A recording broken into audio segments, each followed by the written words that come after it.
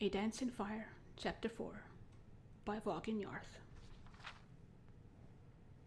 18 Bosmeri and one Cyrodiilic former senior clerk for an imperial building commission trudged through the jungle westward from the Xylo River to the ancient village of Vindisi. For Decimus Scotti, the jungle was hostile, unfamiliar ground. The enormous vermiculated trees filled the bright morning with darkness, and resembled nothing so much as grasping claws, bent on impeding their progress. Even the fronds of the low plants quivered with malevolent energy. What was worse, he was not alone in his anxiety. His fellow travelers, the natives who had survived the Khajiit attacks on the villages of Krenos and Athe, wore faces of undisguised fear. There was something sentient in the jungle, and not merely the mad but benevolent indigenous spirits. In his peripheral vision, Scotti could see the shadows of the Khajiit following the refugees, leaping from tree to tree. When he turned to face them, the lithe forms vanished into the gloom as if they had never been there. But he knew he had seen them, and the Bosmeri saw them too and quickened their pace. After 18 hours, bitten raw by insects, scratched by 1,000 thorns, they emerged into a valley clearing. It was night, but a row of blazing torches greeted them, illuminating the leather-wrought tents and jumbled stones of the hamlet of Vindisi. At the end of the valley, the torches marked a sacred site, a gnarled bower of trees pressed close together to form a temple. Wordlessly, the Bosmeri walked the torch arcade toward the trees. Scotti followed them. When they reached the solid mass of living wood with only one gaping portal, Scotti could see a dim blue light glowing within. A low, sonorous moan from 100 voices echoed within. The Bosmeri maiden he had been following held out her hand, stopping him. "You do not understand, but no outsider, not even a friend, may enter," she said. "This is a holy place." Scotti nodded and watched the refugees march into the temple, heads bowed. Their voices joined with the ones within. When the last wood elf had gone inside, Scotti turned his attention back to the village. There must be food to be had somewhere. A tendril of smoke and a faint whiff of roasting venison beyond the torchlight led him. They were 5 Cyrodiils, 2 Bretons, and a Nord. The group gathered around a campfire of glowing white stones, pulling steaming strips of meat from the cadaver of a great stag. At Scotti's approach, they rose up, all but the Nord, who was distracted by his hunk of animal flesh. "Good evening. Sorry to interrupt, but I was wondering if I might have a little something to eat. I'm afraid I'm rather hungry after walking all day with some refugees from Grenos and Athe." They bade him to sit down and eat, and introduced themselves. "So the war's back on, it seems," said Scotti amiably. "Best things for these effety do-nothings," replied the Nord in between bites. "I've never seen such a lazy culture. Now they've got the Khajiit striking them on land and the high elves at sea. If there's any province that deserves a little distress, it's damnable Valenwood." "I don't see how they're so offensive to you," laughed one of the Bretons. "They're congenital thieves, even worse than the Khajiit because they are so blessed meek in their aggression." The Nord spat out a gob of fat which sizzled on the hot stones on the fire. "They spread their forests into territory that doesn't belong to them, slowly infiltrating their neighbors, and they're puzzled when elsewhere shoves back at them. They're all villains of the worst order." "What are you doing here?" asked Scotti. "I'm a diplomat from the court of Gehenna," muttered the Nord, returning to his food. "What about you? What are you doing here?" asked one of the Cyrodiils. "I work for Lord Atreus's building commission in the imperial city," said Scotti. "One of my former colleagues suggested that I come down to Valenwood. He said the war was over and I could contract a great deal of business for my firm, rebuilding what was lost. One disaster after another, and I've lost all my money. I'm in the middle of a rekindling of war, and I cannot find my former colleague." "Your former colleague," murmured another of the Cyrodiils, who had introduced himself as Reglius. "He wasn't by any chance named Liodus Juris, was he?" You know him? He lured me down to Valenwood in nearly the exact same circumstances, smiled Reglius grimly. I worked for your employer's competitor, Lord Vannick's men, where Laetus Juris also formerly worked. He wrote to me, asking that I represent an Imperial Building Commission and contract some post-war construction. I had just been released from my employment, and I thought that if I brought some new business, I could have my job back. Juris and I met in Athay, and he said he was going to arrange a very lucrative meeting with the Sylvanar. Scotty was stunned.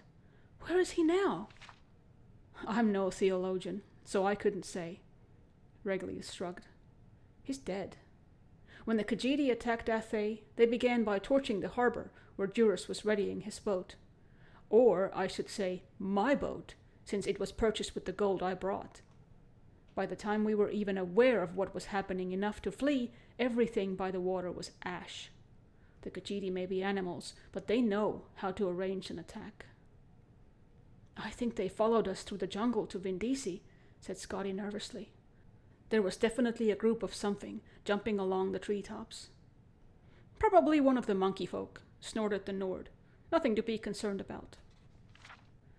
When we first came to Vindisi and the Bosmeri all entered that tree, they were furious, whispering something about unleashing an ancient terror on their enemies. The Breton shivered, remembering. They've been there ever since, for over a day and a half now. If you want something to be afraid of, that's the direction to look.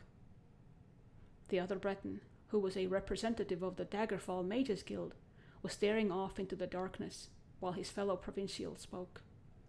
Maybe, but there's something in the jungle too, right on the edge of the village, looking in. More refugees, maybe? Asked Scotty, trying to keep the alarm out his voice. Not unless they're traveling through the trees now, whispered the wizard. The Nord and one of the Cyrodiils grabbed a long tarp of wet leather and pulled it across the fire, instantly extinguishing it without so much as a sizzle. Now Scotty could see the intruders, their elliptical yellow eyes and long cruel blades catching the torchlight. He froze with fear, praying that he too was not so visible to them. He felt something bump against his back and gasped. Reglius's voice hissed from up above. Be quiet for Mara's sake and climb up here. Scotty grabbed hold of the knotted double vine that hung down from a tall tree at the edge of the dead campfire. He scrambled up it as quickly as he could, holding his breath lest any grunt of exertion escape him. At the top of the vine, high above the village, was an abandoned nest from some great bird in a trident-shaped branch. As soon as Scotty had pulled himself into the soft, fragrant straw, Reglius pulled up the vine. No one else was there, and when Scotty looked down, he could see no one below. No one, that is, except the Khajiit, slowly moving toward the glow of the temple tree. Thank you, whispered Scotty, deeply touched that a competitor had helped him. He turned away from the village and saw that the tree's upper branches brushed against the mossy rock walls that surrounded the valley below. How are you at climbing? You're mad, said Reglius under his breath. We should stay here until they leave. If they burn Vindisi, like they did Athay and Grenos, we'll be dead, sure as if we were on the ground. Scotty began the slow, careful climb up the tree, testing each branch. Can you see what they're doing? I can't really tell. Reglius stared down into the gloom. They're at the front of the temple. I think they also have... It looks like long ropes trailing off behind them, off into the pass. Scotty crawled onto the strongest branch that pointed towards the wet, rocky face of the cliff.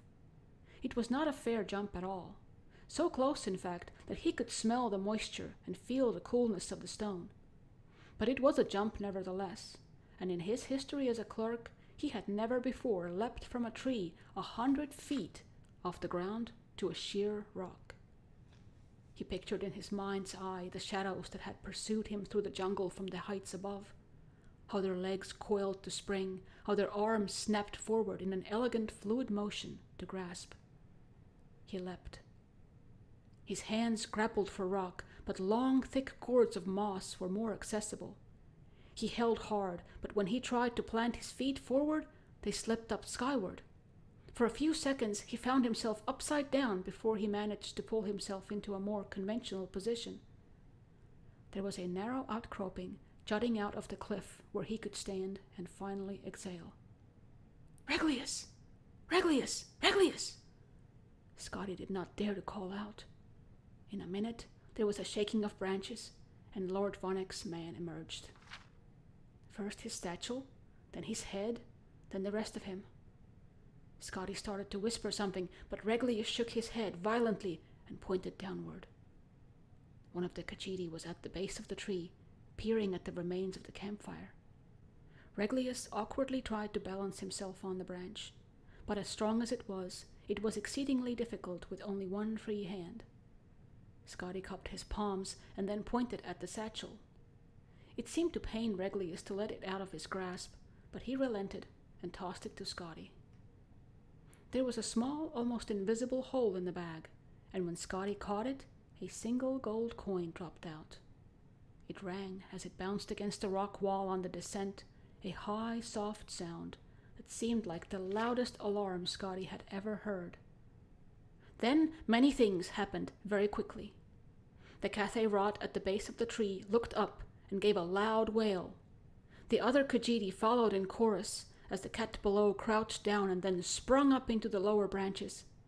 Reglius saw it below him, climbing up with impossible dexterity, and panicked. Even before he jumped, Scotty could tell that he was going to fall. With a cry, Reglius the clerk plunged to the ground, breaking his neck on impact.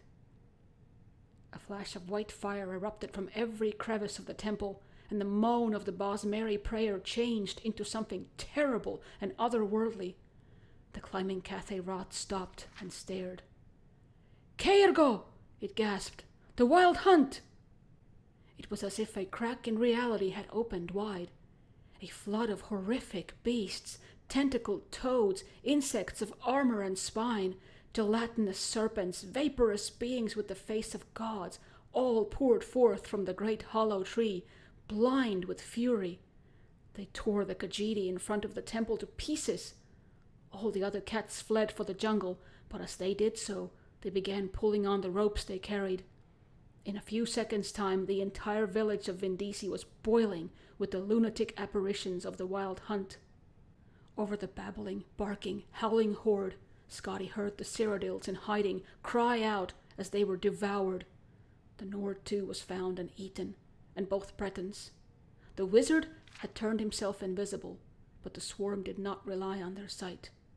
The tree the Cathay Rot was in began to sway and rock from the impossible violence beneath it. Scotty looked at the Khajiit's fear-struck eyes and held out one of the cords of moss. The cat's face showed its pitiful gratitude as it leapt for the vine. It didn't have time to entirely replace that expression when Scotty pulled back the cord and watched it fall.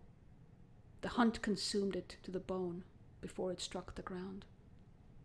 Scotty's own jump up to the next outcropping of rock was immeasurably more successful.